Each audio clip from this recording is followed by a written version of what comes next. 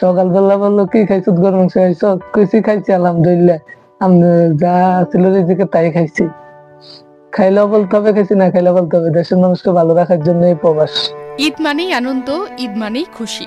পৃথিবীর এক প্রান্ত থেকে আরেক প্রান্তে সকল মুসলিমরা ঈদে কত আনন্দ করে। নতুন জামা পরে, মিষ্টি খাবার খায়, পরিবারের সাথে নামাজ আদায় করে, এমনকি বন্ধুদের সঙ্গে আড্ডা, হাসি, আনন্দ সবকিছু মিলেই ঈদের আনন্দ সবাই ভাগাভাগি করে নেয়। তবে একটা জায়গা আছে যেখানে ঈদের সেই চেনা আনন্দটা একটু আলাদা।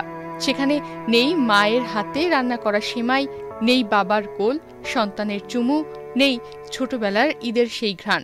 সেই জায়গাটার নাম প্রবাস, যেখানে হাজার হাজার বাংলাদেশি হাড়ভাঙা খাটুনি করে যাচ্ছেন আমাদের জন্য, দেশের জন্য, পরিবারের মুখে একটু হাসি ফোটানোর জন্য। প্রবাসীদের কি আর ঈদ ঈদ যেমন আর সব আগে যেমন দিন সেমন, ডিউটি থেকে আসি, খাই, আবার ডিউটিতে চলে যাব।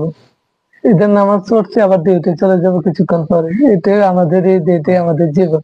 তারপরে দেশের মানুষ ভালো থাকুক, এটাই আমরা চাই।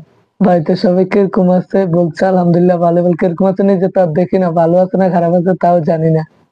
সকালবেলা বললো কি খাইছো, গরু মাংস খাইছো? কইছি খাইছি আলহামদুলিল্লাহ, আমি যা ছিল রিজিকে তাই খাইছি। খাইলেও বলতে হবে খাইছি, না খাইলেও বলতে হবে। দেশের মানুষকে ভালো রাখার জন্য এই প্রবাস। প্রবাসীদের ঈদের দিন সকালে ঘুম থেকে উঠে যদি একটু সময় মেলে, তবে হয়তো ফোনে মায়ের কণ্ঠ শোনা যায়। বাবা, ঈদ মুবারক, এই 4টা শব্দেই প্রবাসীদের চোখ ভিজে যায়।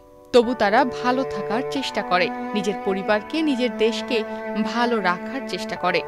মিলেমিশে কেউ পোলাও রান্না করে, কেউ গরুর মাংস, কেউ বানায় সেমাই।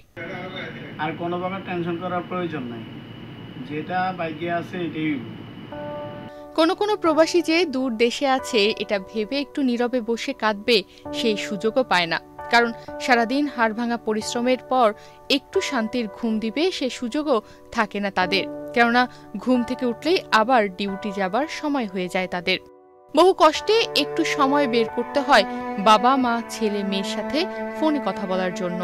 ঈদের ছুটি মানেই একটা দিনের বিশ্রাম, কিন্তু সবাই সেই সুযোগও পায় না।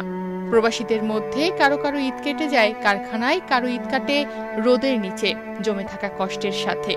নিজে না খেয়ে সন্তানকে জামা পাঠানো মানুষগুলোর গল্প, যেগুলো আমরা ভুলে যাই। তারা শুধু অর্থ পাঠায় না, তারা পাঠায় ভালোবাসা, ত্যাগ আর স্বপ্ন। নিউজ ডেস্ক, বাংলাদেশ প্রতিদিন।